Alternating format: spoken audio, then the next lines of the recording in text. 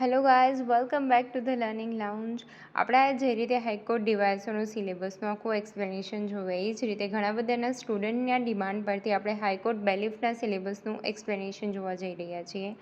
તો જે રીતે હાઈકોર્ટ ડિવાઇસોમાં ઇંગ્લિશ છે તો એ રીતે અહીંયા એક માઇનર જ ચેન્જીસ છે કે ઇંગ્લિશની જગ્યાએ તમને ગુજરાતી જોવા મળશે.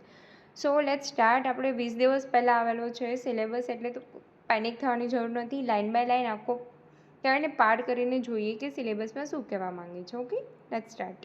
સો સૌપ્રથમ છે કે general Gujarati including mandatory comprehension. Second પોઈન્ટમાં આપેલું છે general knowledge including current affairs. Third પોઈન્ટમાં છે ટ્રાન્સલેશન ઇંગ્લિશ ટુ ગુજરાતી અને ગુજરાતી ટુ ઇંગ્લિશ. અને લાસ્ટ છે questions to the test aptitude and reasoning. હવે તમારે બેલિફનું પેપર છે ગુજરાતીમાં અને સિલેબસ આખો ઇંગ્લિશમાં આપેલો છે, એટલે બહુ પ્રોબ્લેમ પડે છે, રાઈટ. સો આપણે આને કટકે જોઈ લઈએ કે બધા પોઈન્ટ શું કહેવા માંગે છે.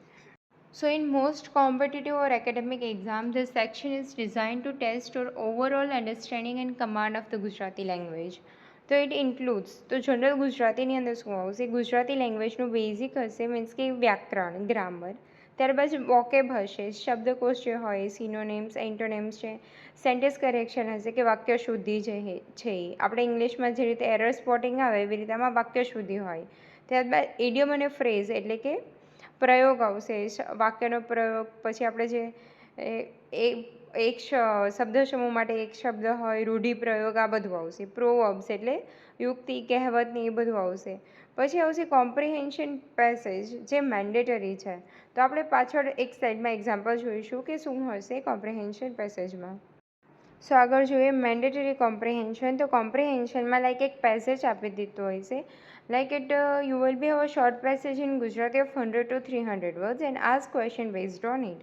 એટલે કે તમારે એક આખો પેસેજ આપેલો હશે જે 100 થી 300 શબ્દોનો હશે ને એના ઉપરથી તમારે જવાબ આપવાના છે. આ મેં સ્લાઇડમાં એક પેસેજ લીધો છે ને એના રિલેટેડ જ એક ક્વેશ્ચન લીધો છે. આ થોડું ઇઝી લીધું છે જસ્ટ તમને સમજાવવા માટે કે શું હશે. તો આ પેસેજમાંથી તમને સિનોનેમ્સ પણ પૂછે, એન્ટોનિમ્સ પણ પૂછી શકે, એટલે કે સમાનાર્થી, વિરુદ્ધાર્થી પૂછે. પછી વાક્યને કહેવાય ને કે શીર્ષક આપો એવું બી વાક્ય શું કહેવતને ફકરાને શીર્ષક આપો એવું બી પૂછી શકે. આમાં તમારે શું કરવાનું છે કે પહેલાં આખો પેરેગ્રાફ રીડ કરવાનો, પછી ક્વેશ્ચનને 2-3 વાર રીડ કરવાનું, ફરી પાછું પેરેગ્રાફમાં જઈને એના રિલેટેડ વર્ડ ગોતીને તમારે આન્સર શોધી લેવાનો છે. ત્યારબાદ નેક્સ્ટ છે general knowledge including current affairs. So general knowledge, you are expected to know evergreen fact about the world and stay updated on the recent event and news. Generally જે current affairs અને general language છે એ જે અત્યારે શું થતું હોય recently એ બધા part cover કરતા હોય, જે ડાયનામિક પાર્ટ છે જીકેનું. અને this covers a broad range of fact and information about the world around us, not necessarily current but general and often static, કે જે ચેન્જ નથી થતું, એઝ ઇટ ઇઝ જ હોય, સ્ટેટિક નોલેજ હોય. જનરલ નોલેજની અંદર તમારે જિયોગ્રાફી આવશે, હિસ્ટ્રી હશે, science and tech, sports, polity, economy, awards and honours, important books, authors, આ બધી વસ્તુ હશે. ત્યારબાદ નેક્સ્ટ જોઈએ તો કરંટ અફેરની અંદર શું આવશે.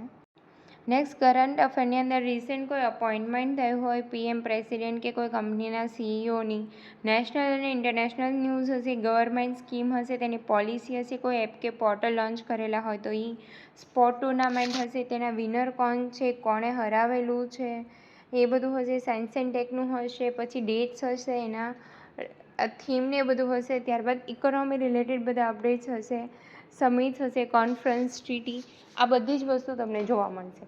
તો હવે બધાને કન્ફ્યુઝન છે કે જીએસ કરવું કે કરંટ કરવું. તો જીકેમાં તમારે કઈ રીતે કરવાનું રહેશે કે જે આપણે કરંટ હોય ને એના રિલેટેડ જીકે કવર કરવાનું થાય. લાઈક એક એક્ઝામ્પલ હું તમને આપું કે એવું હોય કે રિલાયન્સ ઇન્ડસ્ટ્રીએ બિગ ડેટા સેન્ટર કરેલું જામનગરમાં, તો એના રિલેટેડ કંઈક કરંટ ના હોય કે રિલાયન્સ કોનું છે એ કંઈ ના પૂછે, બટ એવું પૂછે કે યુએસએ અત્યારે એવું કીધું કે એને WHમાંથી નીકળી જવું છે. તો હવે WHO શું છે, એનું ફૂલ ફોર્મ શું છે, હેડક્વાર્ટર ક્યાં આવેલું છે, એ બધું તમે એઝ અ જનરલ નોલેજ કરી લેવાનું. ત્યારબાદ કોઈ એવું છે કે કોઈ પ્રોજેક્ટ બને છે કે જે કોઈ રિવરને નજીક છે, આ રિવર ઉપરથી બને છે, યા તો કોઈ નેશનલ પાર્કમાંથી બને છે, તો હવે નેશનલ પાર્ક રિલેટેડ તમારે બધું કરી લેવાનું. તો એના રિલેટેડ શું હોય ક્લેગ નેશનલ પાર્ક કયા સ્ટેટમાં આવેલો છે? તો રિવર છે કયા સ્ટેટમાં આવેલી છે? બસ એ રીતે સ્ટેટિક જે general knowledge, current affair related general knowledge પર થોડું વધારે ભાર દેવાનું. એન્ડ યસ, જનરલ નોલેજમાં તમારે ડીપમાં નથી જવાનું કે જે રીતે તમે યુપીએસસી કે જીપીએસસીનું કરતા હોય એ રીતે. લાઈક બેટલ ઓફ તરેન કરો છો તો કયા વર્ષમાં થયું, કોની વચ્ચે થયું, દેટ્સ ઇટ. એનાથી વધારે ડીપમાં જવાની જરૂર નથી, એટલો ટાઈમ પણ નથી અને એટલું હાર્ડ પૂછતા પણ નથી. એમસીક્યુ ફોર્મ છે તો સ્ટેટિક જ હશે. શું કામ થયું, એના પ્રો કોન્સ કે કશું જ નહીં. કોઈ એક તમે બેટલ ભણો છો, યુદ્ધ ભણો છો, કયા વર્ષમાં થયું, કોની વચ્ચે થયું અને તેની વચ્ચે કોઈ ટ્રીટી એટલે કે સંધિ થઈ હોય તો એ જોઈ લેવાનું. હવે નેક્સ્ટ છે ટ્રાન્સલેશન. તો આમાં તમારે ગુજરાતીથી ઇંગ્લિશ અને ઇંગ્લિશથી ટ્રાન્સલેશન કરવાનું છે. એમસીક્યુ હશે એટલે વન લાઇનર હશે, પેરેગ્રાફનું ટ્રાન્સલેશન નહીં હોય. એના માટે શું જરૂર છે? પહેલાં તો તમારું વોકેબ ક્લિયર હોવું જોઈએ, ગ્રામરની અન્ડરસ્ટેન્ડિંગ હોવી જોઈએ અને સેન્ટેન્સ સ્ટ્રક્ચર કરતાં આવડવું જોઈએ કે નાઉન પછી વર્બ આવે એ રીતે. અને પછી કોમ્પ્રિહેન્શનમાં શું કહેવા માંગે છે જોવાનું કે ભવિષ્યકાળનું છે, ભૂતકાળનું છે કે વોટ એવર જે હોય. અહીંયા તમને 2 એક્ઝામ્પલ આપેલા છે, જોઈ લેજો. પણ આટલું ઇઝી નહીં પૂછાય, જસ્ટ સમજવા માટે લીધેલા છે. અને જો સ્ટ્રક્ચર તમે જોઈ શકો છો કે ફર્સ્ટ છે કે children are playing in the garden. તો અહીંયા ઇંગ્લિશમાં જે પ્લેઇંગ વર્બ છે એ આગળ આવ્યું, પણ એનું આપણે ગુજરાતી કરીએ કે બાળકો બગીચામાં રમી રહ્યા છે. અહીંયા વર્બ પાછળ જતું રહે છે. તો એ જોવાનું કે ભાઈ ચિલ્ડ્રન છે તો છોકરાઓ, પ્લેઇંગ એટલે રમી રહ્યા છે, ઇન ગાર્ડન એટલે ડાયરેક્ટ બેઠું નહીં કરવાનું, સ્ટ્રક્ચર ફોર્મેશનને પણ ધ્યાનમાં રાખવાનું. અને આને માટે તમારે રેગ્યુલર વર્બ તમને આવડવા જોઈએ કે પ્લે એટલે રમવું, ઈટ એટલે ખાવું, આ બધું. સો નેક્સ્ટ ઇઝ રિઝનિંગ અને એપ્ટિટ્યૂડ. તો આમાં તમારે આવશે લોજિકલ રિઝનિંગ એટલે કે જે સિરીઝવાળું હોય એ બધું. ત્યારબાદ ન્યુમેરિકલ અને quantitative aptitude, reading comprehension, case study base question, data analysis, interpretation, statement assertion, inference, cause effect type MCQ, situational judgement, application base MCQ. અને આપણે આ ટોપિક ડિટેલમાં જોઈએ. સો નેક્સ્ટ છે એપ્ટિટ્યૂડ અથવા તો ક્વોન્ટિટેટિવ રિઝનિંગ. આમાં તમારે બધું મેથ્સ આવશે એટલે કે ગણિત, જે આપણે ટાઈમ એન્ડ ડિસ્ટન્સના અને એ બધા હતા સમ, એ બધું જ આવશે. ક્વોન્ટિટેટિવ એપ્ટિટ્યૂડમાં આખું મેથ્સ કવર થઈ જશે. Profit and loss, percentage, discount, simple interest, compound interest, આ બધું જ કવર થઈ જશે. અહીંયા એક સમ આપેલો છે ટાઈમ એન્ડ ડિસ્ટન્સનો. ત્યારબાદ લોજિકલ રિઝનિંગ. તો લોજિકલ રિઝનિંગમાં પેટર્ન, સિરીઝ, પછી ઓડ વન આઉટ આવશે, એનાલોજી આવશે, પછી એક રોંગ નંબર હોય આખી સિરીઝમાંથી એ ફાઇન્ડ કરવાનું, કોડિંગ, ડીકોડિંગ, ક્લાસિફિકેશન, આ બધું કવર થશે. હવે જે બીજું આવ્યું છે ક્રિટિકલ રિઝનિંગ છે, લાઈક કોમ્પ્રિહેન્શન, કેસ સ્ટડી. અહીંયા તમને એક એક્ઝામ્પલ આપેલો છે કોમ્પ્રિહેન્શનનો. આપણે ગુજરાતીમાં જે કોમ્પ્રિહેન્શન હતા એમાં તમને સમાનાર્થી, વિરુદ્ધાર્થી ને એવું બધું પૂછી લેશે. બટ અહીંયા જે કોમ્પ્રિહેન્શન આવશે રિઝનિંગમાં, ત્યાં તમને કેવું પૂછશે, એક તો ફકરામાંથી જવાબ હશે, સેકન્ડ કે પ્રોબેબલી સાચું છે, ડેટા ખોટો છે, ડેટા અપૂરતો છે, આવા ક્વેશ્ચન પૂછશે. તમે બહુ કન્ફ્યુઝ થશો, એટલે તમારે વારંવાર 1 કે 2 વાર એને પેરેગ્રાફ રીડ કરવો પડશે.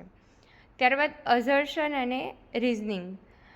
એમાં શું હશે કે તમને એક વાક્ય આપી દીધું હશે અને એનું રીઝન આપેલું હશે. લાઈક અહીંયા વાક્ય આપેલું છે કે trees help to reduce air pollution, કે વૃક્ષો એર પોલ્યુશન ઘટાડવામાં મદદ કરે છે. તો એ સાચું છે, બટ એનું રીઝન આપેલું છે કે tree release carbon dioxide into the air, કે વૃક્ષો એ કાર્બન ડાયોક્સાઇડ હવામાં રિલીઝ કરે એટલે એર પોલ્યુશન ઘટાડે. તો એવું નથી હોતું, એ રીઝન ખોટું છે. વૃક્ષો હેલ્પ કરે છે બટ કાર્બન ડાયોક્સાઇડ રિલીઝ કરીને ક્યારે એર પોલ્યુશન ના ઘટે. તો એ સાચું છે, આર ખોટું છે. આ જ ફોર્મમાં તમારે ગુજરાતીમાં આવશે. ત્યારબાદ નેક્સ્ટ છે ડેટા ઇન્ટરપ્રિટેશન. એટલે કે અલગ અલગ તમને બધો ડેટા આપેલો હોય, ટેબલ ફોર્મમાં હશે, ગ્રાફ, પાઈ ચાર્ટ કે ગમે એ રીતે હશે, અને એના ઉપરથી તમારે આન્સર આપવાના. અને એમાં મેઇનલી પર્સન્ટેજ, એવરેજ ને એ બધા લોજિક લાગતા હશે. તો અહીંયા ઇંગ્લિશમાં આપેલું છે. બસ આ વિડીયોમાં જે વસ્તુ ઇંગ્લિશ છે એ તમારે લેંગ્વેજ ડિફરન્સ હશે, ગુજરાતીમાં આપેલું હશે બધું. પછી ઇન્ફરન્સ બેઝ ક્વેશ્ચન. આમાં તમને એક સ્ટેટમેન્ટ આપી દીધું છે. અહીંયા આપેલું છે કે મોસ્ટ સ્ટુડન્ટ હુ સ્ટડી રેગ્યુલરલી સ્કોર વેલ. એટલે કે મોટાભાગના સ્ટુડન્ટ કે જે રેગ્યુલર સ્ટડી કરે છે એમને સારો સ્કોર આવે છે. એના ઉપરથી તમે શું લોજિક લગાવી શકો. ઇન્ફરન્સમાં તમારે વાક્યમાંથી જ કંઈક એવું ગોતવાનું, લોજિક ગોતવાનું કે શું કહેવા માંગે છે. વધારે પડતું નેગેટિવય નહીં થવાનું ને પોઝિટિવય નહીં થઈ જવાનું, ન્યુટ્રલ રહેવાનું. તમે ઓપ્શન એમાં કીધું છે કે સ્ટડી રેગ્યુલરલી ગેરંટી સક્સેસ. તો એવું કંઈ આપણને આમાં નથી કીધું. સ્ટેટમેન્ટમાં એટલું જ કીધું છે કે રેગ્યુલર સ્ટડી કરવાથી સ્કોર સારો થાય છે. સો ઓપ્શન 2 કહે છે કે student who don't study regularly always fail. તો ફેલ વિશે પણ કશું એ લોકોએ નથી કીધું. પાસ કે ફેલનું કંઈ કીધું જ નથી, સ્કોર સારો થાય એટલું જ કીધું છે. તો regular study can help to improve score. હા, એ આવી શકે કે રેગ્યુલર સ્ટડીથી તમારો સ્કોર સારો થાય. તો દેટ ઇઝ ધી આન્સર.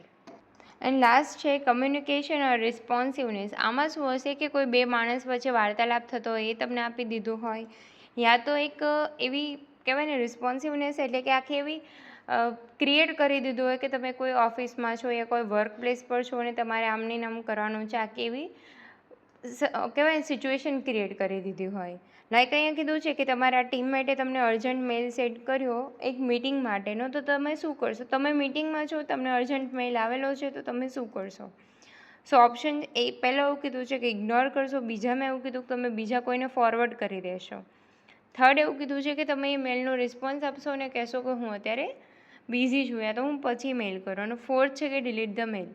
તો અહીંયા તમારે નેગેટિવ કે એવું નહીં વિચારવાનું, જે ન્યુટ્રલ રહેવાનું કે યસ કે હું ક્વિકલી એને રિપ્લાય આપી દઈશ, હું તને થોડી વારમાં રિપ્લાય કરું, રાઈટ. હા, ટોપિક વાઇઝ આપી દીધું છે કે ન્યુમેરલ એપ્ટિટ્યૂડમાં પર્સન્ટેજ, રેશિયો, ટાઈમ ડિસ્ટન્સ ને એવું આવશે. લોજિકલ રિઝનિંગમાં સિરીઝ, કોડિંગ, ડીકોડિંગ એ બધું આવશે. સ્ટેટમેન્ટ કન્ક્લુઝનમાં પહેલાં વાક્યને વિધાનવાળા બધા અલગ અલગ ટાઈપના હશે. ઇન્ફરન્સ અને એનાલિસિસમાં હા કે તમે શું એનાલિસિસ કરી શકો છો એ બધું હશે. અને ત્યારબાદ ડેટા ઇન્ટરપ્રિટેશન હશે અને કમ્યુનિકેશન હશે. હવે આના માટે તમે બુક સોર્સ રિફર કરવાનું કહેતા હતા, તો ગુજરાતીમાં તો ગ્રામરને બધું જ છે તો એ જોઈ શકો છો.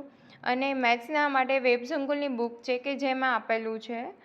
અને ઇંગ્લિશ માટે જો પ્રેફરન્સ હોય તો એના માટે RS અગ્રવાલ છે કે જેમાં બધા જ ટૉપિક બહુ સારી રીતે આપેલા છે, લાઇન વાઇઝ જે રીતે સિલેબસમાં છે ને એ જ રીતે. અને ઇંગ્લિશ માટે ઇંગ્લિશ તો છે જ નહીં, ગુજરાતી ગ્રામર માટે કોઈ પણ સારી એવી આખી વ્યાકરણ વિહાર કે એ બુક હોય અને કોઈ મેઇન્સની બુક હોય એમાં તમને પેરેગ્રાફની બધું મળી રહેશે. Okay guys, thank you. જો તમને આ વિડીયો ગમ્યો હોય તો પ્લીઝ લાઇક કરી દેજો, તમારા ફ્રેન્ડ્સ જોડે શેર કરી દેજો અને સબસ્ક્રાઈબ કરી દેજો. અને આવા જ અવનવા વિડીયોમાં અમારી સાથે જોડાવા માટે બેલ આઇકન પ્રેસ કરી દેજો. પ્લીઝ થોડી પણ આમાંથી ઇન્ફોર્મેશન મળી હોય તો આગળ તમારા ફ્રેન્ડ્સને શેર કરી દેજો.